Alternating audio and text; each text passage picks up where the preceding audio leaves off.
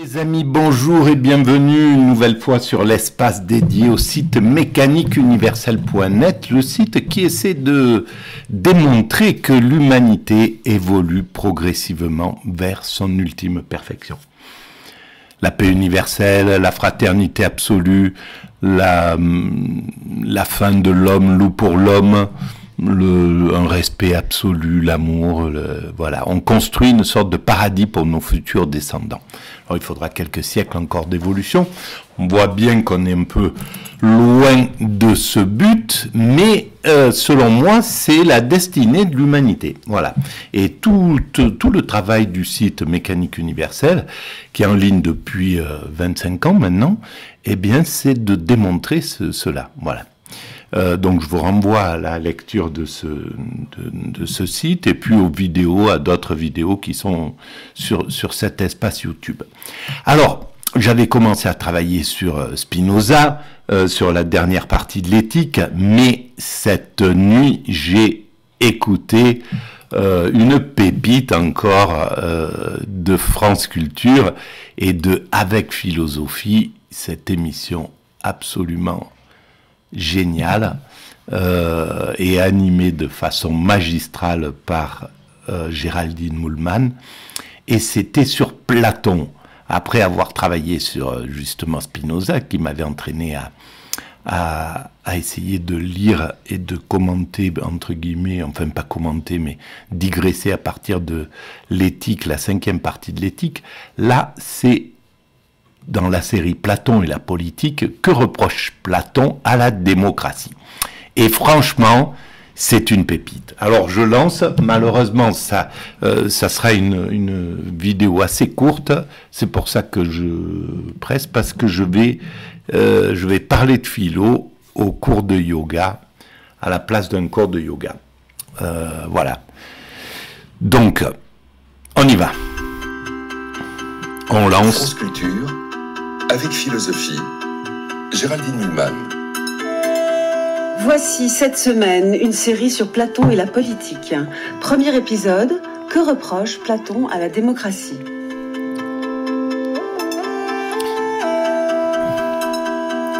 Et ça m'a donné l'un des enjeux dans cette série le peu que j'ai écouté, est de voir si Platon a évolué au fil de son œuvre dans sa réflexion sur les questions politiques, et notamment si sa position antidémocratique s'est un peu adoucie avec le temps ou non. Eh bien, ça veut simplement dire, est-ce que Platon était un philosophe véritable? Parce qu'un philosophe véritable peut faire évoluer sa pensée à force, à mesure qu'il voit la complexité, qu'il prend du recul, etc., qu'il prend de l'âge. Il est obligé, en fait, d'évoluer et justement d'adoucir sa pensée. C'est ça qui est étonnant par rapport à certains philosophes qui partent avec quelque chose de démocratique, et qui évolue peut-être vers ce dont parle justement cette émission. Cet antidémocratisme est clair et net vers l'oligarchie ou vers une sorte de dictature. Platon, en particulier dans le Protagoras et la République, dont nous allons beaucoup parler ce matin. Nous allons en profiter pour préciser comment Platon, né vers 428-427 avant notre ère et mort vers 348-347, se situait comme homme, comme citoyen et pas seulement comme philosophe dans la vie politique de son temps à Athènes, et ce à quoi correspondait exactement la démocratie athénienne, qui a connu d'importants soubresauts à la fin du 5e siècle avant notre ère et qui a intenté un procès à Socrate, le maître de Platon. Ce procès s'est conclu par la mort de Socrate par ingestion d'un poison appelé la ciguë. C'était en moins 399. Platon avait environ 30 ans. Bonjour Paulin Ismar. Bonjour. Vous êtes professeur d'histoire grecque ancienne à l'université d'Aix-Marseille, auteur de travaux importants sur les cités grecques de l'Antiquité, sur l'esclavage antique, sur le procès de Socrate à Athènes et sur le fonctionnement de la démocratie athénienne, dont les grands principes ont été posés par Clisthène vers la fin du VIe siècle avant notre ère. Vos ouvrages sont publiés pour certains chez Flammarion, pour d'autres aux Belles Lettres et en Point-Seuil. Et bonjour Dimitri Elmur. Vous êtes professeur de philosophie à l'École normale supérieure de la rue d'Ulm à Paris, spécialiste de philosophie antique, de Platon en particulier. La plupart de vos travaux sont publiés chez Vrin et je renvoie en particulier pour ce qui concerne notre discussion de ce matin à celui qui s'intitule « Savoir et gouverner, essai sur la science politique platonicienne ». Alors, ma première question pour vous deux est celle-ci. Dans quel état est la démocratie athénienne au moment où Platon est un adolescent, puis un jeune homme, c'est-à-dire en gros dans les 20 ou 15 dernières années du 5e siècle avant notre ère? Paulin Ismar, vous commencez, vous êtes l'historien. Alors, en fait, ces années-là correspondent aux dernières années de cette grande guerre qui a embrasé l'ensemble du monde grec, qui est la guerre du Péloponnèse, et qui a vu s'opposer Athènes et ses alliés à une coalition qui est dominée essentiellement par Sparte et qui s'achève par la défaite athénienne en 404. En même temps, c'est des années au cours desquelles le modèle démocratique athénien, tel qu'il s'est forgé depuis le début du 5e siècle avant notre ère, parvient d'une certaine façon à maturité.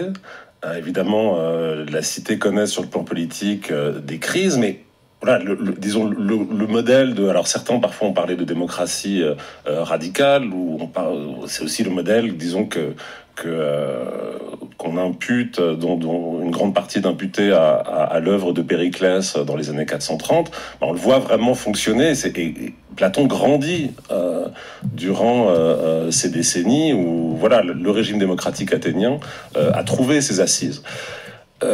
Alors, ce qu'on sait de la jeunesse de Platon, c'est qu'il devient un disciple de Socrate peut-être à la fin des années 410, début des années 410-400. Et évidemment, si on s'en tient en particulier à ce texte étrange pour nous, qui est la lettre 7, dans lequel Platon revient sur sa vie, ce qu'a été sa formation et le rôle qu'a joué pour lui à la fois l'enseignement de Socrate et puis surtout la condamnation de Socrate, le grand moment décisif de la vie de Platon, c'est quand même la fin du régime démocratique en 404-403, le renversement du régime démocratique et l'installation d'un régime de type oligarchique qui va gouverner Athènes durant quelques mois et qui est au sommet duquel on trouve de très nombreux proches de Platon, puis le rétablissement de la démocratie, et quelques années après le rétablissement de la démocratie,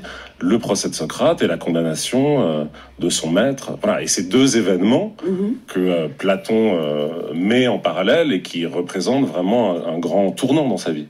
Oui, et évidemment, le fait que ça soit la démocratie qui condamne Socrate, apparemment, c'est vraiment un problème majeur, et c'est vraiment un problème majeur, et donc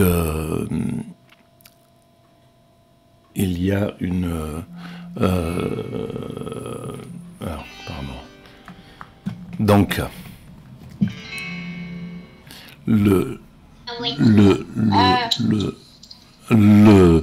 le fait que la démocratie condamne Socrate à mort, évidemment, ça a influé sur la pensée, sans doute, de Platon par rapport à sa vision de la démocratie, et puis justement son rejet quelque part de la démocratie. Alors, Paulin Ismar, on le voit très bien, Dimitri Elmur, dans tous ses travaux, nous incite à regarder politiquement ces figures philosophiques, aussi bien Platon que Socrate, qui ne sont pas juste des purs esprits qui réfléchissent comme ça dans l'abstrait. Ils sont actifs, ils sont présents, mais comme tout le monde, d'une certaine façon, être un citoyen dans l'Athènes démocratique, c'est être susceptible d'être tiré au sort, notamment pour le pouvoir, alors dit législatif, même si ce n'est pas l'Assemblée qui vote les lois, mais elle les prépare, et c'est le peuple qui les vote. L'Assemblée des citoyens. Donc, ils sont quand même intéressés par la situation précise, et ils sont très très anti-système athénien démocratique classique. Vous pensez que vous aussi, qui travaillez sur les textes, que nous devons avoir bien cela en tête? Ah oui, je pense que c'est absolument indispensable. Heureusement qu'on a les travaux d'historiens comme Paulin pour justement... Et c'est là où on voit à quel point les professeurs de philosophie ont une sorte d'humilité,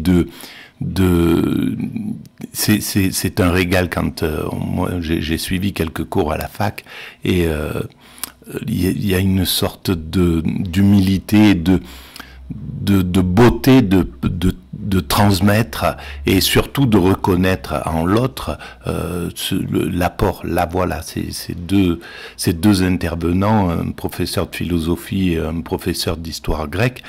Ben voilà, il oublie pas de citer en réalité l'apport de Paul Isnard à ce niveau-là. Et moi j'aime le remarquer, ce genre de choses. Être capable de pas décontextualiser les textes et les arguments qu'on essaie de reconstituer, de comprendre dans les textes, de Platon, d'Aristote, voilà, de tous ces auteurs. Parce que si on n'avait pas ce travail indispensable, il y a tout un pan de la réalité de ces arguments, de leur profondeur qui nous échapperait. Et donc, pour répondre encore plus précisément à votre question, bien sûr que Platon, c'est un citoyen. Visiblement, il a, si on en croit la lettre 7, eu des ambitions politiques qui se sont marquées de différentes manières, sans doute par un certain nombre d'illusions et déconvenues. La première d'entre elles, mais peut-être que ça précédait son engagement politique, au moins théorique, c'est évidemment la mort de Socrate, ce qui est quand même, je pense, pour lui un scandale, mais tout ce qu'il a préparé, comme le rappelait Paulin. Donc, évidemment qu'on peut pas... Et c'est évidemment un scandale. On l'extrait de tout ce contexte-là.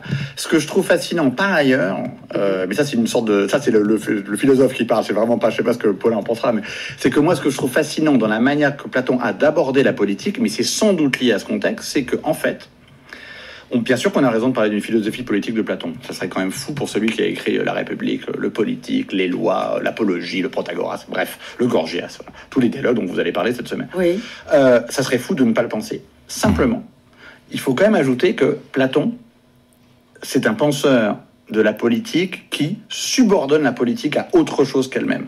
Et ça, c'est quand même une décision extrêmement forte, c'est-à-dire que la politique n'a de valeur pour lui que si elle est indexée à la philosophie. Et ça, c'est super intéressant. D'abord, ça veut dire que finalement, la politique, c'est juste un instrument de quelque chose de beaucoup plus haut. C'est la première chose. Et puis, secondo, finalement, Platon, c'est une réaction face à la corruption du système qui était en place à cette époque-là, et il le dit lui-même, il ne peut pas ne pas s'engager politiquement, il ne peut pas ne pas critiquer. En tant que philosophe, on est obligé de s'engager quand on voit qu'un système se corrompt, que nos concitoyens souffrent ou quoi que ce soit. C'est une obligation pour le philosophe de s'engager politiquement et de s'engager, enfin, politiquement au sens grec du terme, pas en rentrant dans un parti ou quoi que ce soit. C'est peut-être le tort qu'a eu Platon, c'était d'essayer de rentrer vraiment dans le dur de la politique, et c'est pour ça qu'il a fini pratiquement vendu sur un marché d'esclaves. Donc voilà, c'est quelque chose d'assez naturel. Bon, je vais arrêter là parce que j'ai j'ai ce cours de philo que je dois aller donner, enfin ce cours de philo atypique, cette discussion philosophique. Ne remettons bien les choses au point, hein. Je suis pas un universitaire, c'est de la philosophie de charpentier que je fais, de la philosophie voilà. Donc il faut que je me prépare. Je vous remercie et on continue dans cette émission là énorme de France Culture avec philosophie, que je remercie de mettre au service des ignares comme moi pour progresser un peu et comprendre des choses vraiment profondes. Merci beaucoup de votre écoute et puis à très bientôt. Bye bye.